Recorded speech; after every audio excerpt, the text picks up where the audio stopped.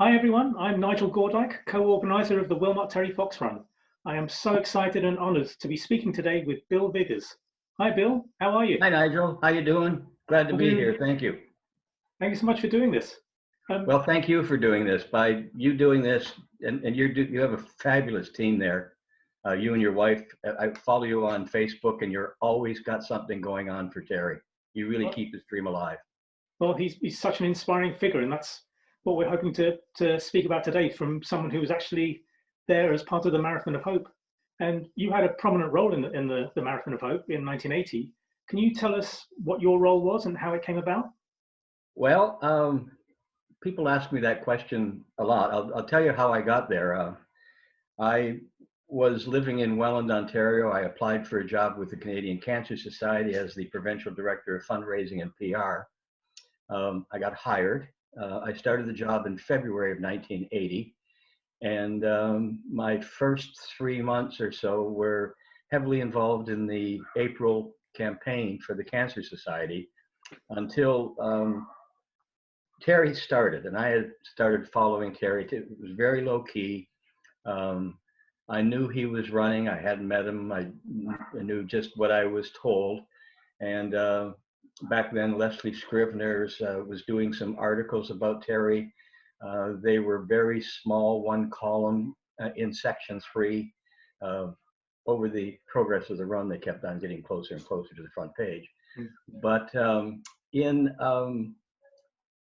about a week after Terry had started, my boss came to me and basically handed me a one paragraph letter saying there's a kid going to run across Canada for cancer research, an amputee. Do you want to see what you can do for him? I just watched his run for a while. I listened secondhand to what was going on. The reception was hit and miss. Some of it was phenomenal in the maritime provinces, but he was having difficulties with the Cancer Society executives themselves. He had made arrangements that he would go and have a medical in every province. Well, that's really when I got involved, when things turned in the Cancer Society's mind, took a left-hand turn. And what happened is he was 4 days out of St. John, and which means he's the mathematical genius that I am, 100 miles away. And they want him to turn around after he finishes a run at 4 o'clock in the afternoon and drive back into St. John's for a medical treatment, or an examination rather. And he just said, no, I'm not going to do it. Physically, I can't do it. I'm not going to interrupt my run. And then another thing he said, which he had said several times over the run, when I need a doctor, I'll get a doctor. So by the time he was in Nova Scotia, it was kind of rough with the Cancer Society, and he was pretty down. The reception wasn't going as well as possible. So by that time, I was following, but the very first time I called him to introduce myself, and we had a conversation. He was talking to me from a payphone. That's what cell phones were back in those days. And in the conversation, I casually said to him, well, when you come to Ontario, what do you want to do? And he said, well, I want to meet Bobby Orr and Daryl Sittler, and I want to go to the CN Tower and a Blue Jays game, and I want to meet Pierre Trudeau. And I'm at the other end of the line going, okay, yeah, all right, okay, well, give me a call tomorrow. And I wanted to do something that would boost his spirits because I knew things were going to be rough in Quebec. So myself and my assistant at the time got on the phone and we started making calls. And by the time he called us back about 5 o'clock in the afternoon the next day, I was able to say, Sittler's on, CN Tower is on, the Blue Jays are on, Bobby Orr's on, but he won't be in Toronto when we hit here, but he'll meet us somewhere on the road, and I can't find Pierre. And it turned out that he was in Europe, but we eventually did meet up with Mr. Trudeau. And he was quite excited about that. It was amazing. I think yesterday or today on the Terry Fox Center website, a couple days ago, he posting his journal in the Terry Fox Center, mentioned that I've just heard that I'm going to meet Sittler. And then on one of those posts, he said, and I just found out I'm going to meet that list of people. So he was pretty happy about that. That's how I initially got involved. And then I followed his progress. And then a lot of people don't know this. The Cancer Society, we're not 100% into this. A gentleman by the name of Ron Calhoun has since passed away, was very instrumental. He was the national director of PR, a volunteer, by the way. He had dealt with Terry, and basically nobody in Ontario had met him. The Cancer Society was set up that there's different divisions in the province. So there's an organization in Ottawa that carries Eastern Canada, Toronto, Hamilton, Southern Ontario, that way. Well, not all of them were going to participate. And there was a meeting that they almost turned it down, supporting him when he got to the province. And my boss sent me down to New Brunswick and to meet Terry face to face, to find out what is this guy for real. So I flew down, I met him in Edmundston, New Brunswick, and I spent 2 days with him until we got to the Quebec border. And I saw how, first off, I'll tell you the first time I met him was when they were getting up at 4 o'clock in the morning. I'd arrived at the hotel that I found on the side of the Trans-Canada Highway, one of those strip hotels that you find back in those days, still do. And so I got in the back seat of my car and slept. And I'm wearing jeans and a t-shirt. And everybody else he had been dealing with the society up to that point were older gentlemen with suits and ties. And I'm 33. And so the lights come on, the doors open, out come the three boys. And the first thing out of Doug Allward's mouth, Terry's driver and friend, he looked at me and went, "You're the guy from the Cancer Society?" So we went back in, had a little visit, and I brought him some mail from home and some cassettes. He liked country music. Dolly Parton was his favorite. And off we go down the highway, dark, Trans-Canada Highway, very little traffic. It was 2-lane road. Doug pulls up to the side of the road, and this is my first time experiencing this. He's driving very slowly around the shoulder. It's just them in the van, 3 guys, and me in the van. There was no entourage, there was no police protection. And eventually he pulled up, I could see a little white thing hanging out from the gravel. And what it was the top of a plastic bag that they had buried in the gravel, so that, God forbid, that Doug over the 3 months or didn't find that spot, or 4 months. So Terry would be able to open the door and step out right on that bag. And the reason for that was he never wanted anybody to say he never ran every single step of the way. And when he wasn't able to do that, he would go over and touch a signpost, a fire hydrant, something that, and again, the next morning, if we were in a build-up area, he would get out of the van, go over and touch that pole, and that would start his day. So off he goes into the darkness. We go ahead a mile. He does a stop. We go ahead another mile, and it's dark. The only thing on the highway, by the way, were just transport trucks, basically, just roaring by. And way down the highway, I can see him in the headlights of the trucks. And as he's coming up to the van at about the third mile, I turned to Doug and I said, because it was that, of Terry, that, the effort that it was going into. And I said to Doug, I said, "How do you watch this every day?" And Doug said, "I don't." And at first I didn't get it. And then I realized very quickly that he just wasn't happy or wasn't comfortable with watching Terry go through that. By the end of that day, spending the day with him in the van, seeing how he affected people on the side of the road.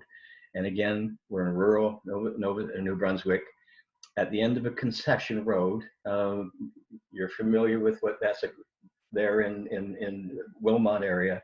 On the main road, there would be a handful of people that just somehow had learned he was coming. So there might be 2 families, there might be 10 people, there might be 1 family, that was all. But the look in their faces as they watched Terry run, and I'm seeing grown men and people just standing there and tears running down their face. And then when I heard him speak that night to a gathering in the community, and I saw how he affected people, how he talked from the heart. He only had one message: we have to find a cure for cancer, and everybody has to be part of this. And you could hear a pin drop and every time he spoke, it was the same. Toronto City Hall, 10,000 people there. You could hear a pin drop when he spoke. When I saw how he affected people, I thought to myself, when he gets into a populated area like Ontario, this is going to explode. So I left him at the Quebec border, flew back to Ontario, and then I spent the next 3-4 weeks basically driving back and forth between Toronto and Ottawa, going to all these little towns. And I'd go into the town and I'd stop at the gas station. I said, "Who's the local organizer of events here?" And they'd go, "Oh, go see Marg. She's with the Women's Institute," or "Bob, he's the Lions Club." And I'd go and show them a couple Polaroid pictures of Terry and tell them about this kid that's running across Canada with one leg for cancer research. And they all said the same thing: "Well, if he makes it this far, we'll do something." And I'd say, "He'll make it this far." And because he was running 25 miles a day, every day, and I knew that wasn't going to change. By the way, I go back, that first day, I had no doubt that Terry was going to do it, that he was going to make it. No question that he was going to be able to pull this off. And so they'd say, "Well, if he makes it this far, we'll do something." And I go, "He'll make it this far." So I went back and went 25 miles, basically, from Quebec border. 25 miles, 25 miles, 25 miles. And I realized he was going to end up a day early in Ottawa for Canada Day. Made him take a day off in Montreal. He was not happy with that, threw his timing off. But I was basically able to, I figured it out all the way to Kitchener. Because after that, I thought, well, I don't know. We don't know. And I still have it. All the paperwork I gave the original stuff to the Museum of History in Ottawa, but they supplied me with copies of everything. And that initial schedule that I made when he was still early into Quebec, I think we were off 3 days by the time we were just starting to leave Southern Ontario. So I've rambled there, but for me, it was just an amazing, amazing adventure, and I'm so proud to be part of it. And I always question why me. It's amazing when you say it's 40 years later, and we speak to people about Terry Fox and his legacy now, and people still get emotional about it.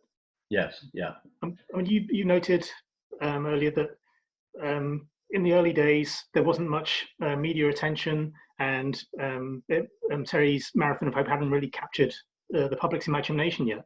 Was there an event or a place where you felt that there was a change? I mean, by the time you got to Toronto, there was obviously a groundswell of support, but was there something what happened before? The change actually happened. And again, Port aux Basques, for instance, an incredible reception. There were some very good receptions in the Maritimes. In Montreal, very subdued reception, but it was, I said to Terry, this is a test run. And he ran with Don Sweet, the football player at the time. And it was a fair bit of excitement. By the time we got to the hotel, there was a nice crowd. But when he crossed into Ontario, almost immediately there was a change. Not almost, immediately there was a change. But it was about 2 days later when I realized what I thought back in New Brunswick, we get them into a populated area, it'll explode, was the football game. And I think anybody who's seen any of the documentaries on Terry know what I'm talking about. And I'd mentioned that I was trying to get him there. We were flying by the seat of our pants, by the way, literally every single day, because that's what it was. You couldn't plan. You planned that, yes, he's going to speak at 5 o'clock, but the rest of the day, you kind of knew by 8, he's going to have 12 miles in. By noon, he's going to have another 6 or 8 miles, and then in the afternoon, he finishes. But other than that, it was organized chaos.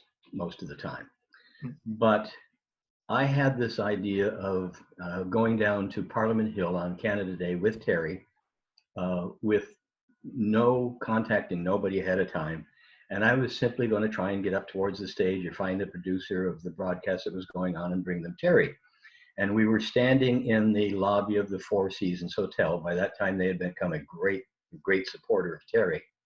And somebody came up to me and they said, they want Terry to kick the football off at the Saskatchewan-Ottawa game. And only in Canada can you have two football teams with the same last name. But back then, both the Rough Riders. Anyway, I go to Terry and I explain to him, we can go up to Parliament Hill. I can't guarantee anything. Or they want you to kick off the football game. Well, being the athlete that he was, without a moment, he said, I'd rather go to a football game. So off we go to the Ottawa Stadium. And we arrive early in the warm up, and they explain what is going to happen. We pretty well know what's going to happen. So Terry and I, the stadium in Ottawa, and I think it's still the same, the stands come down like this, and then downstairs is a hockey arena underneath. So we're down there, it's dark, just the exit lights on and a couple emergency lights on. We're at center ice, and I'm holding the football for him, and he's trying to kick it. And he's afraid he's either going to fall or shank it or, just make a fool of himself. So he was quite nervous. And then somebody else, okay, we're ready for you. And we're going up the stairs and we're in the hallway and we're just about to go out. And I remember thinking to myself, I hope that they know who he is. And they said, the announcer started, ladies and gentlemen, and Terry and I started walking the thing, and we hadn't even made it halfway towards the sidelines. We were just coming out. The people hadn't even seen him. They said, ladies and gentlemen, and then they saw him, and the place went crazy. Standing ovation that went on and on and on. And I can remember walking out in the field thinking, yeah, this is going to work. And we get out there, and there's the referees and Terry and myself and 3 players from each team. And I remember one of them, his last name was Fox too. And I'm looking at these, and I think there was Jerry Organ and the other guy forgets me. But anyway, they were the captains of the football team and have always been great supporters of Terry. So I feel really bad that I can't remember. And then these 3 big linemen, and I remember staring at them, and the big guys, and there's tears running down their face. And Jerry says to Terry, he goes, you are the most incredible athlete I have ever met. There is not one single person on either of these teams that could possibly do what you're doing every day. And it was quite amazing. And the crowd's still going. And then Terry lines the football up and walks up, and he does shank it, but he laughs and smiles. And then we go off, and that whole day was, and the next day, the day before and that day, were just, stuff was happening for the first time. Running down Spark Street Mall, first time of a big crowd. We ran at the last minute. We were about 2-3 miles down the road, and one of the local organizers says, the Governor General wants you to visit right now. So we literally ran, and instead of going down towards the thing, we turned and ran up the driveway and ran into Government House. And he was, there was an old television show called Reach for the Top, which was a high school television pro where kids, it's like Jeopardy. And anyway, these were the national winners. So we walk in our sweaty shirts and outfits, and Carrie Ann and Patrick, my kids, are with us. And they hand us very fine crystal glasses with orange juice or something like that. And we're all dressed like this, and all these kids are in there at the time. We feel so out of place. And one of the things we always joke about, I often tell stories about Daryl, who was 17 at the time. In the very quiet, as the Governor General was speaking, Daryl drops his glass on the marble floor. And then as we're leaving, we're laughing about it. So anyway, the next day, and it kind of gets to it's the question about that moment it changed. It was Sunday morning after the football game. We're on our way out to start at 4:30 in the morning, and we haven't gone very far from the hotel, and on the street is a newspaper box, and front page, what you're looking at in the newspaper box is a front page picture of Terry Fox. kicking the football off. And stop, stop, stop. And I got out and I put in 25 cents or whatever the paper was at that time. And I took all the papers, brought them all back to the van. And then shortly thereafter, Terry reprimands me, and the next day makes me call the newspaper to admit my guilt. And the guy I spoke to at the newspaper, I said, I'm with Terry Fox, and we made the front page, and we stopped. And the guy found it very, very funny, and he said, keep the papers. So that's the point where it started, and then it started to grow and grow and grow. And when those towns that I had hit, a month before, Caladar, Marmara, there's a whole smack of towns, like very small, like Wilmot, and where there's an intersection, there, might be a motel, a gas station, maybe a restaurant, but very small. And if there were 200 people who lived in the town, there were 600 people there. And by the way, if you go back to a lot of those towns now, they've all put monuments up or murals or some type of plaque that Terry passed through here. And then it grew and grew and grew. And then the next, when it really exploded, was Toronto. And far, far beyond what we anticipated, far beyond what we anticipated. Mom and Dad flew in and surprised him. I go back to those notes that I made flying back from Edmonton to Toronto the first time I met him. I actually wrote on a piece of paper, I'm coming up with ideas. And one of my ideas was maybe somebody will fly Mom and Dad in to surprise him in Toronto, which happened. So as Terry's running down the road, it's still just, the sun's just coming up, and standing right in the road, middle of the road, he comes over a little rise, and there's Raleigh and Betty standing waiting for him. And he ran into their arms. Then they went into Tim Hortons, had a coffee, and then Terry went back and had to finish that morning's run. And then when we were heading to the motel for him to have his rest, he was kind of bummed out. And he said, I said, what's wrong? And he said, well, Mom and Dad are here, and this whole schedule's full up, and I'm not going to have any time to spend with them. So he went and had a nap, and while he had a nap, I went, I'm just going to rearrange everything. So early on, I had told Terry, if you want to make it big in Canada, you have to make it big in Toronto, because that is, for Canada, that's where the national media are. So I thought to myself, well, I'll just extend it to a day. So by the time he woke up, I said, okay, listen, I got an idea. We'll run from this point to that point. You'll go to the hotel, have some time with your Mom and Dad that night. We'll get back up. We'll go back to this point. We'll run from here to here. And we've left a space in out, okay? And then that will get us, okay, we do here. And then we do this stretch on the Friday morning, because you start early, we'll end up at the Four Seasons Hotel. But we only ran to the edge of Toronto, just, if you know, I don't have to explain it, but we're maybe 3 miles from downtown. I said, okay, that's it for the day. So we have the hotel. On the Friday, he gets up early, finishes the part with to the hotel, goes and has a nap, runs down the street with Daryl Sittler in the big, into Toronto City Hall. And then that afternoon, he flew over. I flew him over to Niagara Peninsula to go to Niagara Falls. And just a sidebar story there. After he got back, he walks up to me and he's funny, furious, but kind of not funny. You didn't tell me that was a Piper Cub. It was a tiny 2-seater plane. Oh. And that guy did circles around Niagara Falls 3 times. Like this. It scared the heck out of him. And of course, he reprimands me. And then that night we went to dinner at the CN Tower. Another little funny story after dinner. That used to be in the basement of the CN Tower, kind of like a small amusement park. And they had those electric scooter cars that you have at the carnival. Well, Daryl and Doug and Terry and I and the kids, we all get into it. And we're banging each other, and nobody recognizes Terry until Daryl hits his car broadside. and knocks Terry's leg off. So when the ride's finished, Terry's got to get up, take his leg out, and hop across the. At which point, everybody in the place went, "It's Terry Fox!" But after that point, they hadn't recognized him. And then Sunday morning, we got up and headed to Wilmot.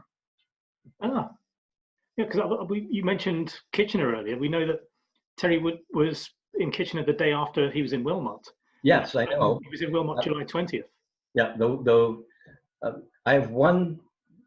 There was a lady in Wilmot or New Hamburg, very close in that right in that area. Her name was Carolyn Beck. New Dundee. She was a volunteer with the Cancer Society.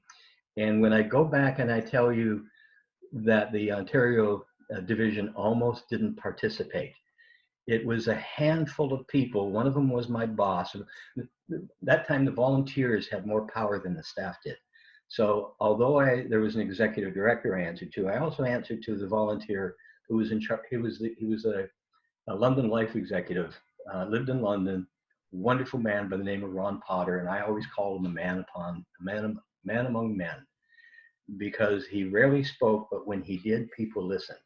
So there was a group of people, about 6, and Carolyn Beck was one of them, at this crucial meeting before Terry's still in Quebec. It's not going well. He's going to get pulled off the road if he doesn't have a slow runner side on the back of the truck. And we're having a meeting in the basement of a hotel. There's probably 60, 70 people representing all of Ontario. And Carolyn Beck and about 6 other people were the ones that pushed it through. Just in the belief, none of them had ever met Terry. They just thought it was the right thing to do. And eventually he ended up sleeping at her house when he was there. So. Yep. So yeah, I interviewed Carolyn last year for our local paper. Yeah. Yeah, and she was telling us that because she had steep stairs in her house, Terry joked that he hoped he didn't fall down and break his good leg. That's fair.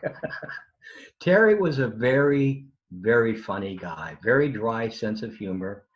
When he was on the road during the day, very focused, could get upset, but always justified. So like the very first movie that they made where Robert Duvall played Bill Vigars, they showed Terry as an angry young man. He wasn't an angry young man. What he was angry about was when he would run up to the van for his orange and water break, and the entourage of Daryl and Doug and the Ontario Provincial Police and my 2 children and a couple of other people would be in the middle of a water gun fight. And Terry would run up. And this is one I remember very specifically. We really were in the middle of a water fight. We'd forgotten to do the oranges and his water. So he'd come up and he was furious.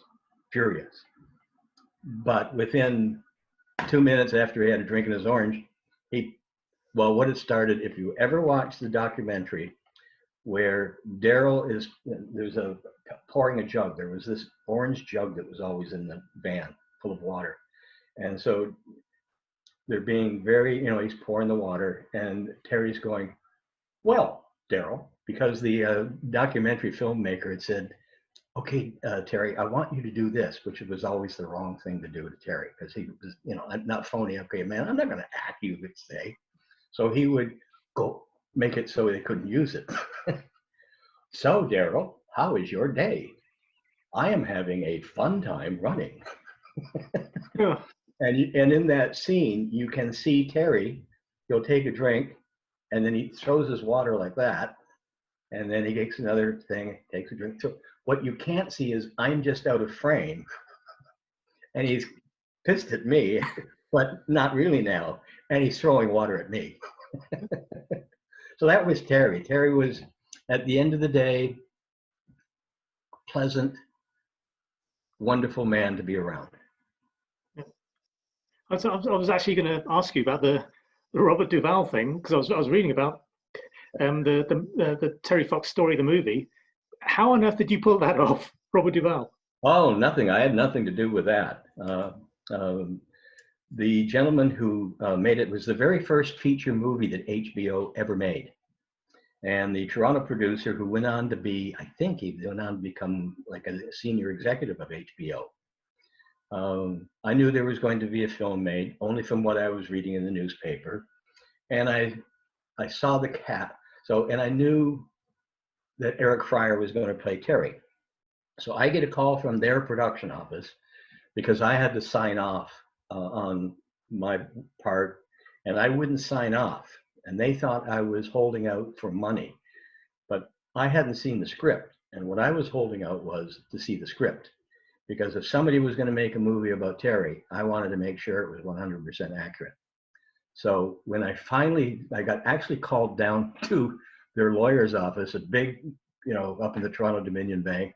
This older gentleman, very serious. He's expecting me. He goes, "Well, what do you want to sign?" Expecting how much? And I went, "I want to read the script." "Well, how much money do you want?" I said, "I don't want any money. I just want to make sure the truth is there." "Oh, okay, here's the script." So by that time, Bill's okay with it. They call me down to the office. It was after work, downtown Toronto, and I'm standing downstairs. And I worked on a couple of films. I went on Afterlife to work in the film business, but even before that, back when I lived in St. Thomas, I had been involved in a couple of feature films because I was manager of Chamber of Commerce so I knew a little bit about it. So I'm standing downstairs and I'm looking at, they've got the cast list, and they've said to me, "Oh, by the way, do you know who's playing you?" And I went, "No," this is before I went. And I went, "No, I have no idea." And I knew that they had a name actor, but not playing me. I just knew that they had a name actor, period. Could have been Doug, it could have been Daryl, it could have been. So I'm standing there and looking, and I said, "Okay, there's," and I see Chris Makepeace, and I went, "That's got to be Daryl." And then I saw, oh my God, the young lady is a very famous Canadian actress now. And I went, "Okay, there's Judy." And then I look and I went, "R. Duvall." And I went, "It can't be. No, it can't be." So anyway, we go upstairs. I sit down in the guy's office, and that's when he says, "Do you know who's playing you?" And I went, "No." And he goes, "Oh, I'll just wait until he comes here." So about 5 minutes later, the door opens. And in my head, I used a couple of bad words. But basically, I went, "Holy shit, that's Robert Duvall." So he came in, and we sat there. Then the producer's assistant and Mr. Duvall and I went out and had a bite to eat. And then we went back to the office, had another, and then they left him and I alone. And he wanted to know, who I was. He was trying to get to know me and stuff like that. And I told him stories. I told him what Terry was like. And then he said, "Anything else you want to say?" And I said to him, "I'm not a used car salesman," and I loved him. And Duvall looked at me and went, "What?" I said, "I'm not a used car salesman, and I loved Terry Fox." And he went, "Oh, I get it." And then I go downstairs, honest to God, there's a payphone out in front. I call my wife. I go, "You're not going to believe who's playing me in the movie." She said, "Who?" I said, "Robert Duvall." And she said, "Who's that?" And I said, "The Godfather." He goes, "Oh, the blonde guy." I went, "No, that's James Caan." "Oh, well, I don't know. Maybe when I see his picture." And that at that very moment, and ever since, my whole head went shh. And then it became, over my life, odd. It's not, many years have passed, but there was 10 years in there where it was like, "Oh man, Robert Duvall played you." Now it's with the younger people. Who the heck's Robert Duvall? Now it's coming back. But it was amazing. And then I'll tell you another funny story. They were shooting the film in Toronto at Toronto City Hall on the same day that they were shooting the film. So the run was taking place in a park about 5 blocks from Toronto City Hall, the real Terry Fox run. Yeah. And over at Toronto City Hall, they're shooting the movie. And they're shooting that scene with Terry up on the stage and stuff like that. And two things happened. First one is after they're shooting, and I decide to go over to the run site, and I'm walking along, and these two girls come running up to me. Can we have your autograph, Mr. Duvall? And I want to go, I'm not, but I don't want to embarrass these guys. So I went, yeah, sure, okay. So I'm sure they went home. Look at, I got an autograph picture of Robert Duvall, and the company's going to say, who's? So anyway, I signed Robert Duvall, and then I'm still walking, and two other people who were extras in it are carrying one of the signs with Eric Fryer's face on it. And they're discussing how they've just got a big picture of Terry Fox. And again, I went, no, I'll let somebody else tell them. So yeah, the autograph on eBay. It was an honor though. You know, I joke about it, but to get Robert Duvall to play, I had a website. I don't have a website anymore, but I've always wanted to. It was going to open it up and have Robert Duvall go up and go, "Hi, I'm Bill Vigars." Oh, that's absolutely amazing, Bill. Thank you so much for your time today. We've learned so much from hearing stories from someone who was there, hearing them firsthand. So thank you so much for sharing those with us. Well, seriously, thank you, your wife, thank you for your team. It's you guys truly keep Terry's dream alive, and along with the run organizers and the teachers across this country, Terry would not reach the podium that he now stands on for all Canadians. And my favorite saying is, there's a little bit of Terry Fox in all of us. And thank you for doing this.